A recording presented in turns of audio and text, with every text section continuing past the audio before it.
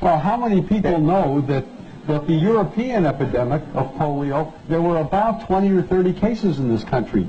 Now, of course, the American doctors will argue that the reason why polio disappeared in this country was because of the vaccine.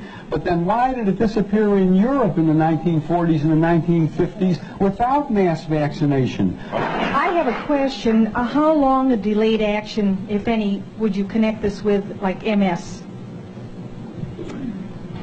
MS a possibility. Would multiple sclerosis be one of the possible results? As a matter of fact, there's a new publication that just came out from John Hoffman, who's a close associate of Tony Morris's, that gives the references linking MS in later life to the early introduction of live virus vaccines like measles and like some of the others that are live viruses. Now, at the present time, I would recommend that anybody who has MS or amyotrophic lateral sclerosis or any of those degenerative neurologic conditions of later life carefully review their vaccine histories. I would also like to comment to that, because in connection with my case, I've been doing some research. Let me tell him once again, Ms. Gundy, that you are a Guillain-Barré victim contracted following your receipt of the swine flu vaccination. Yes, and I am in the process of writing a book about my experience, and in the process I've done considerable research.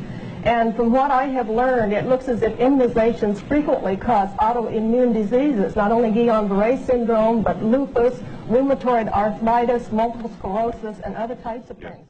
Mrs. Grant, why were you shaking your head? Bill, it isn't only with that vaccine, it's with all vaccines. Yes. They are not interested in the adverse reactions. As a matter of fact, if I may, I'd like to invite anyone to write to me if they've had an adverse reaction. I'd like to help the government because they don't want to know, but I would like to know. I am a mother of 3 children, and I have been informed and I've read up on these things.